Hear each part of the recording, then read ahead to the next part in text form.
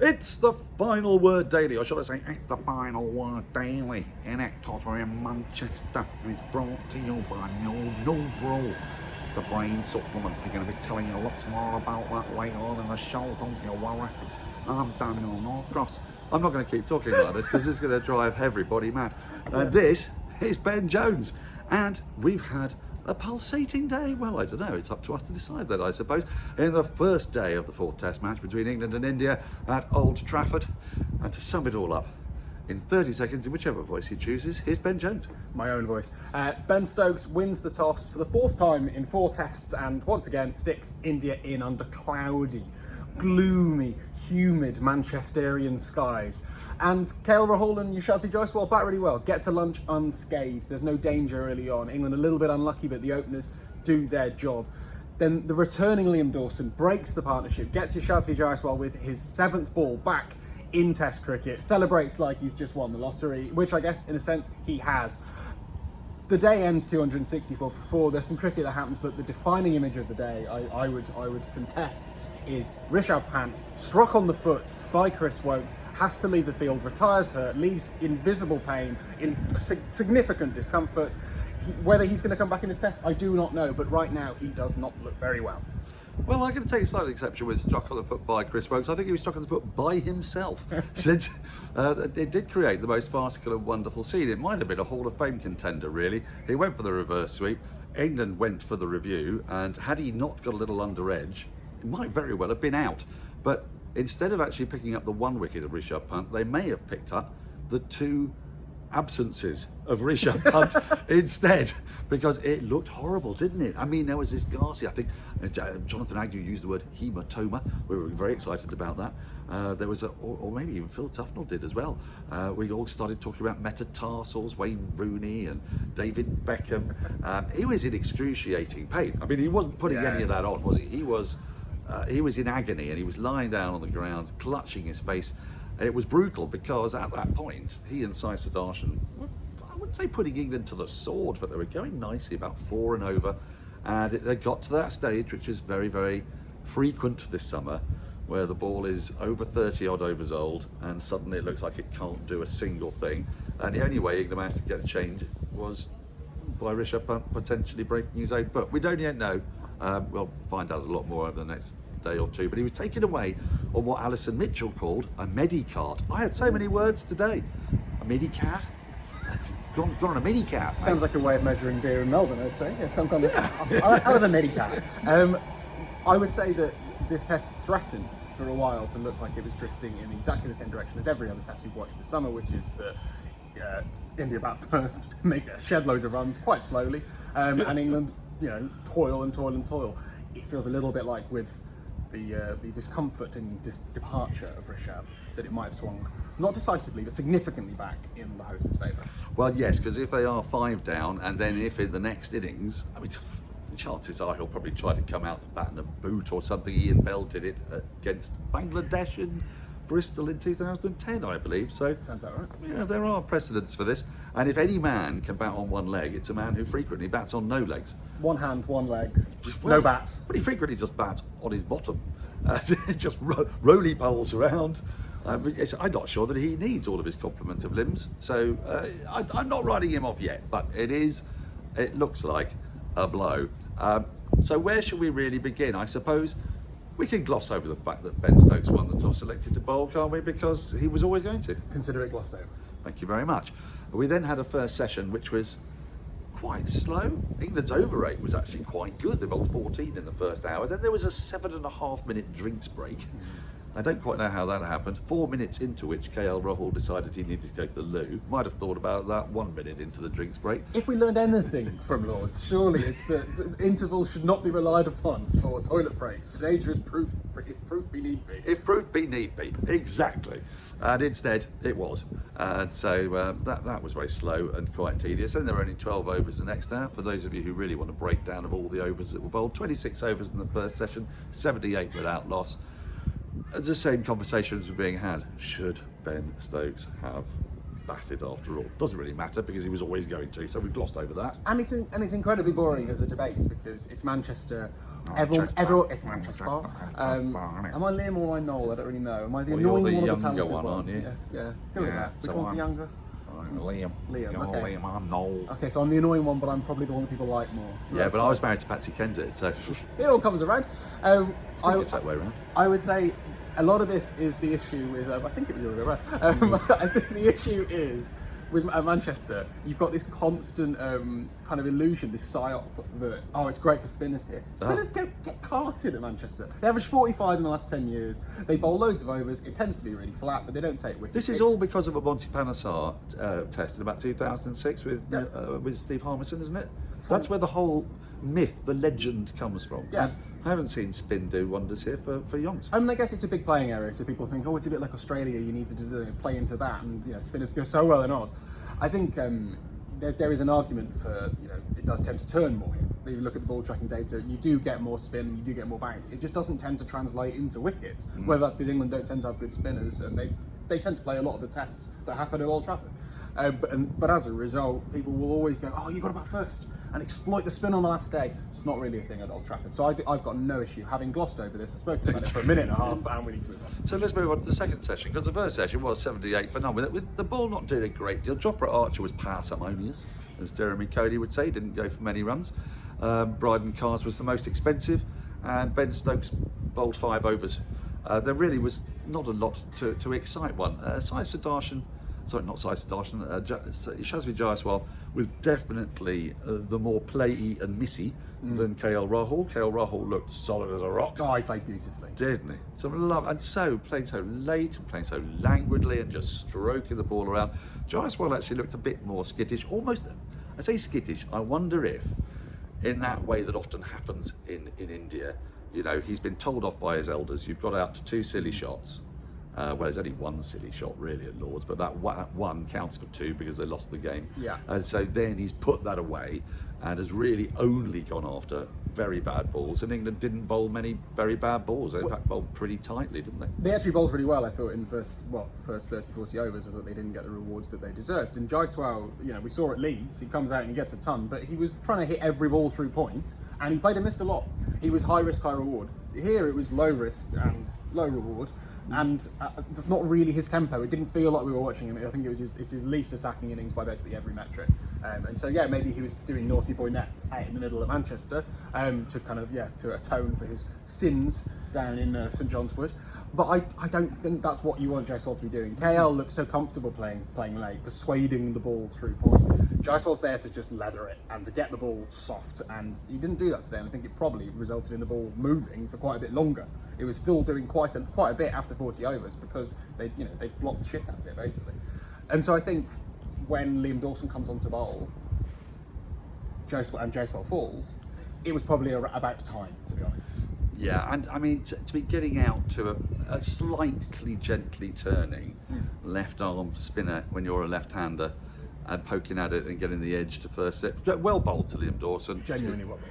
First Test match in 8 years. It didn't sound like he really much fancied carrying drinks anymore, and so I thought that was probably the end of his career. But no, he's fronted up, he's come on, he's taken a wicket really early on and then bowled very tightly. Before that, KL Rahul, his beautiful innings ended with an act of strange waftage that had seemed to come from nowhere. When did he waft it before? It was maybe his second waft.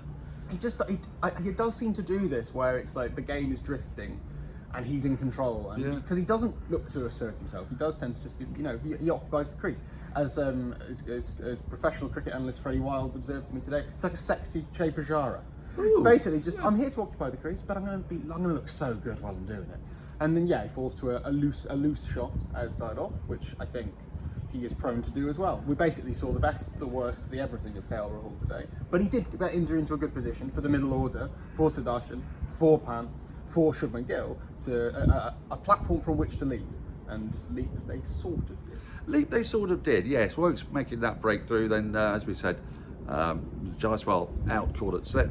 And then the third wicket to fall, which fell in that session as well, so it was 71 for 3 in that session, with Shubman Gill shouldering arms to an imploring Ben Stokes. He did the double bounce, he put the hands up and down and then back up again. Eventually umpire Thakur raised the finger. Shubman Gill took it upstairs, and then we had the basketball situation where a batter has left the ball well alone, and the umpire goes, "Can I get front on spin vision, please?" And he go, "Why? Why can we not just move to ball tracking when ready?" Moving right along. But they did. And it was out. Come on, what are you doing? You don't leave Ben Stokes. The whole thing is, it's the wide of the crease, it's the angle in, it's over the perpendicular, it's bingo, bingo, bingo. He's always going to come back in, and yeah, Gill clearly just got himself in a mess. And yeah, after all the early talk of the Bradman record, it's gone a little bit south for old Chubbers. And I think we've still got a fair bit of good deck batting conditions to come in the rest of this test series, but he's got 3 more goes at it, and it doesn't really feel like he's got the dawn in his sights in quite the same way. Doesn't, does it? Which is a bit of a shame. It is a shame. So T 149 for 3. Then there was an evening session which had more runs being plundered. We just mentioned it there. Rishabh Pant played a couple of lovely shots. There's this thing where you think it looks like he's just doing this randomly, but he can't be, because every time he does do it, it seems to be to the right ball and it's perfectly executed. And if he was doing it randomly, then at some point he'd do it to the wrong ball and get out. But he hasn't done. He is, I think Andy Zaltzman told me, he's only about 10 or 15, 20 runs or something away from scoring more runs in a series than any other wicket keeper, which means that Jamie Smith is only about 60 runs away from doing the same thing. So that could be our exciting race in the wicket keeper stakes. But then we had the foot, which may or may not be broken. You know all about that. To finish off, before we go to the Hall of Fame, well, basically what happened for the rest of the day, because it was quite a slow news day and a slow moving day. Yeah. Jadeja replaced yet another left-hander. Jadeja replaced Rishabh Pant and looked pretty solid. Not a great deal happened. Finally, Sudharshan was caught pulling a ball that went down to long leg, where it's taken by Bryden Cast. A second wicket for Ben Stokes, his 13th of the campaign so far. And how he celebrated. He looked pumped today, all day. The dismissal of Gill, some of the appeals, that dismissal of Sudharshan. There was an intensity. There was no glimmer of humour. This wasn't a nice day of Ben Stokes. No. If it's no more dickheads, it's not no more dickheads, but it's not no more nice guys. It's just, I'm here to do a job, and I'm here to do it with ferocious, snarling anger. And to be fair, it worked really well. He bowled really well, and he has been getting better and better and better across this series with the ball, which I think we can all agree is extremely good signs for him. Certainly kept England in it. So we went to stumps at 266 for 4. There's a little bit of farce around bad light. England used that time to reduce their over rate from -5 to -1, but they decided after Jadeja hit a 4, -1's fine, thank you very much. We don't need to get it to naught, and walked off.